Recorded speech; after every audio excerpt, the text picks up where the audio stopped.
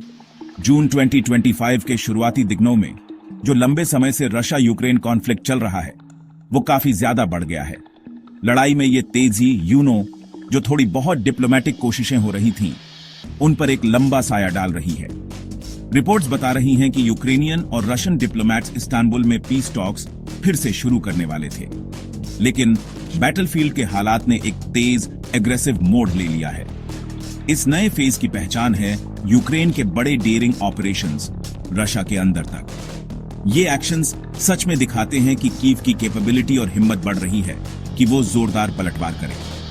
पूरी international community सांस रोके देख रही है। बातचीत से हल निकलने की उम्मीद अब पहले से कहीं ज्यादा दूर लग रही है। इन मिलिट्री एक्शंस का टाइमिंग खास तौर पर ध्यान देने वाला है। ये ठीक तब हुए जब बातचीत कथित तौर पर फिर से शुरू होने वाली थी। इससे मिलिट्री दबाव और नेगोशिएशन टैक्टिक्स के बीच एक कॉम्प्लेक्स घालमेल का पता चलता है।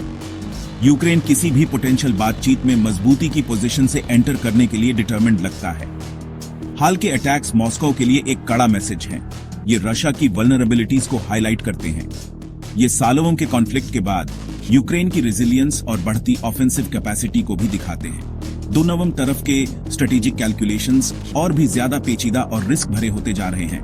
कॉन्फ्लिक्ट को एक अनजान मोड़ पर धकेल रहे हैं। ये डेवलपमेंट्स कोई अलग थलग घटनाएं नहीं हैं। ये यूक्रेनियन स्ट्रैटेजी में एक सोचा समझा बदलाव दिखाते हैं। लंबे समय तक कॉन्फ्लिक्ट ज्यादातर यूक्रेन की बॉर्डर्स के अंदर ही था।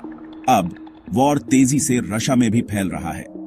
प्रेसिडेंट वोलोडिमिर ज़ेलेंस्की ने 7 अप्रैल 2025 को ही पब्लिकली माना था कि Ukrainian military operations Russian border इलाकों को टारगेट कर रहे हैं। इस कबूलनामे ने एक ज्यादा असर्टिव पोस्चर का इशारा दिया। हाल के ड्रोन हमले इस बदलते अप्रोच का सबसे ड्रामेटिक सबूत हैं। ये दिखाते हैं कि उन्हें अपनी सोइल पर रशिया को सीधे चैलेंज करने की एबिलिटी पर कॉन्फिडेंस है, जो एक बड़ा साइकोलॉजिकल और मिलिट्री डेवलपमेंट है। इन घटनाओं का इंटरनेशनल बैकड्रॉप बढ़ती बेचैनी का है। कॉन्फ्लिक्ट ने पहले ही भारी इंसानी तकलीफ और इकोनॉमिक उथल-पुथल मचाई है। ये नया एस्केलेशन का लेवल एक बड़ी आग फैलने का डर पैदा करता है। मेजर पावर सिचुएशन को ध्यान से मॉनिटर कर रहे हैं। गलत अंदाजे या जवाबी कार्रवाई के बेकाबू स्पाइरल का पोटेंशियल एक बड़ी चिंता है।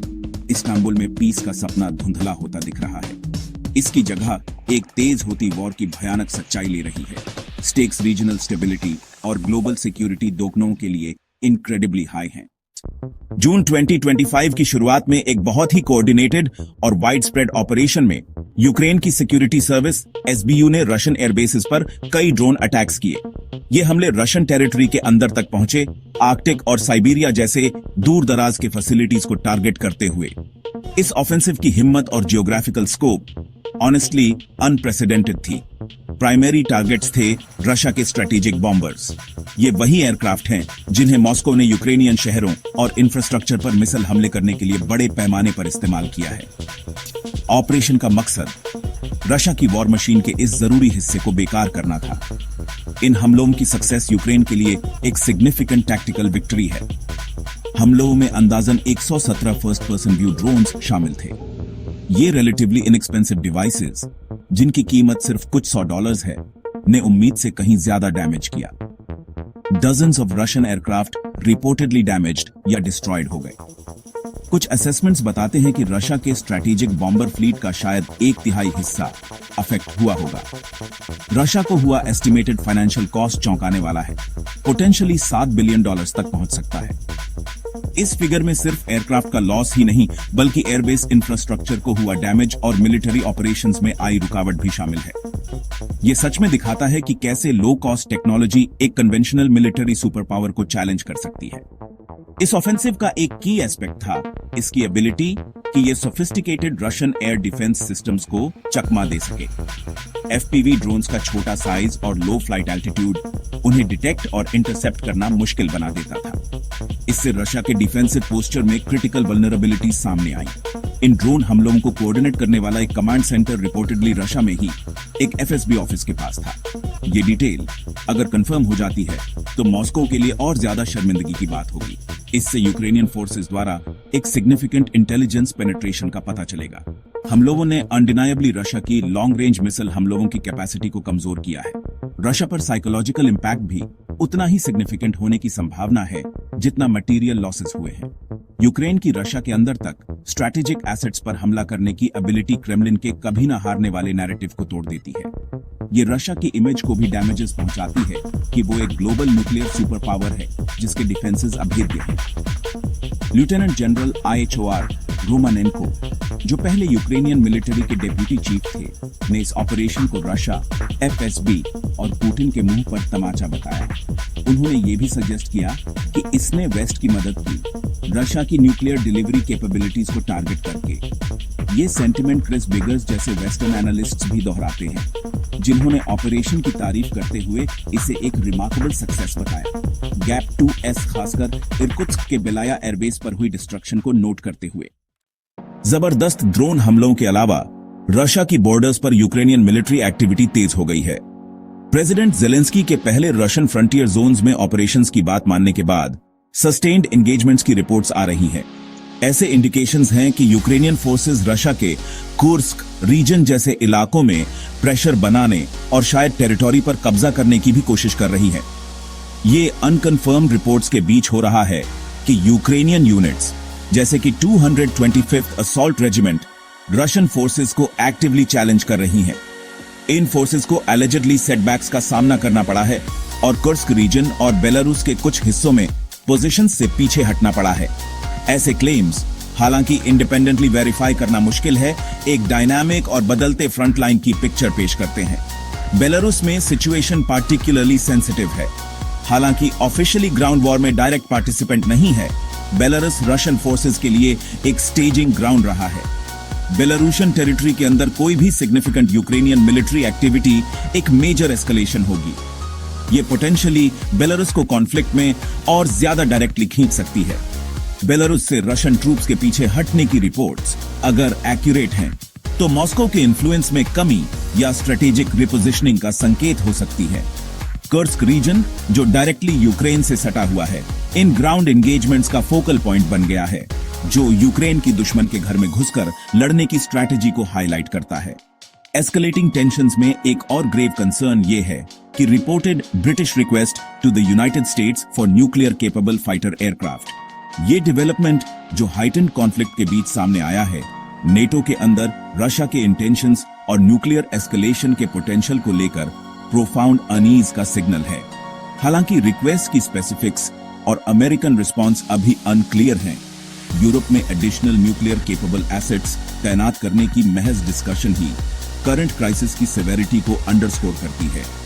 ये इस डीप सीटेड फियर को रिफ्लेक्ट करता है कि कॉन्फ्लिक्ट कन्वेंशनल वॉरफेयर से आगे बढ़ सकता है, मेजर ग्लोबल पावर्स को और ज्यादा डायरेक्टली इसमें खींच सकता है। ये डेवलपमेंट्स ऐसे बैकड्रॉप में हो रहे हैं जब रशिया उन एरियाज में ग्राउंड खो रहा है या सिग्निफिकेंट चैलेंजेस का सामना कर रहा है जिन्हें वो प्रीवियसली कंट्रोल करता था। यूक्रेनियन एम दोहरा लगता है, रशिया की मिलिट्री कैपेबिलिटीज को डायरेक्टली डिग्रेड करना और फ्यूचर नेगोशिएशंस के लिए लेवरेज बनाना। रशिया और बेलारूस जैसे अलाइड टेरिटोरीज में फोर्स प्रोजेक्ट करने की एबिलिटी दिखाकर यूक्रेन स्ट्रेटेजिक कैलकुलस को ऑल्टर करना चाहता है। बॉर्डर रीजन्स में increased activity, deep strike drone capability के साथ मिलकर इस प्रोट्रैक्टेड और ब्रूटल वॉर में यूक्रेनियन मिलिट्री स्ट्रैटेजी के एक नए, ज्यादा अग्रेसिव फेज का संकेत है। 5 रशियन एयरबेसेस पर कामयाब यूक्रेनियन ड्रोन हमलों ने इंटरनेशनल कम्युनिटी में सदमे की लहर दौड़ा दी है। ग्लोबल अटेंशन अब मॉस्को के लाइकली रिस्पॉन्स पर इंटेंसली फोकस्ड है। रशिया, जिसे सिग्निफिकेंट मटेरियल और सिंबॉलिक डैमेज हुआ है, से वाइडली एक्सपेक्टेड है कि वो रिटेलिएट करेगा। इस रिटेलिएशन का नेचर और स्केल अभी अनसर्टेन है, लेकिन क्रेमलिन पर अपनी स्ट्रेंथ दिखाने और अपनी मिलिट्री डोमिनेंस को रीअसर्ट करने का इमेंस प्रेशर है। इससे फर्दर एस्केलेशन का डर बढ़ गया है, पोटेंशियली जिसमें यूक्रेनियन सिविलियन इंफ्रास्ट्रक्चर पर इंडिस्क्रिमिनेट अटैक्स या और भी ड्रास्टिक मेजर्स शामिल हो सकते हैं। दुनिया एंग्शियसली देख रही है। इन इवेंट्स ने वर्ल्ड स्टेज पर रशिया की स्टैंडिंग पर प्रोफाउंडली इंपैक्ट डाला है। एक अनअसेलेबल मिलिट्री सुपर पावर की इमेज को धक्का लगा है। जिस ईज से relatively inexpensive drones Russian air space में डीप पेनिट्रेट करके स्ट्रेटेजिक एसेट्स पर हमला कर पाए, उसने सिग्निफिकेंट वल्नरेबिलिटीज को एक्सपोज कर दिया है। इससे यूक्रेन और उसके एलाइज का हौसला बढ़ सकता है। ये फ्यूचर पीस नेगोशिएशंस की डायनामिक्स को भी इन्फ्लुएंस कर सकता है। यूक्रेन की रशिया को सीरियस पेन पहुंचाने की डेमोन्स्ट्रेटेड कैपेसिटी उसकी बार्गेनिंग पोजीशन को मजबूत करती है। ये सिचुएशन रशिया के ब्लैक सी फ्लीट के खिलाफ अर्लियर यूक्रेनियन सक्सेसेस जैसी है, जिसने नेवल एसेट्स को स्ट्रैटेजिक रिलोकेशन पर मजबूर कर दिया था। स्ट्रैटेजिक बॉम्बर्स को टारगेट करना, जिनमें से कुछ न्यूक्लियर वेपन्स ले जाने में केपेबल हैं, ने न्यूक्लियर सिक्योरिटी को लेकर ग्लोबल एंग्जाइटीज को बढ़ा दिया है। हालांकि यूक्रेन इंसिस्ट करता है कि उसके टारगेट्स कन्वेंशनल मिलिट्री एसेट्स थे, न्यूक्लियर कैपेबिलिटीज से प्रॉक्सिमिटी अनडिनायबल है।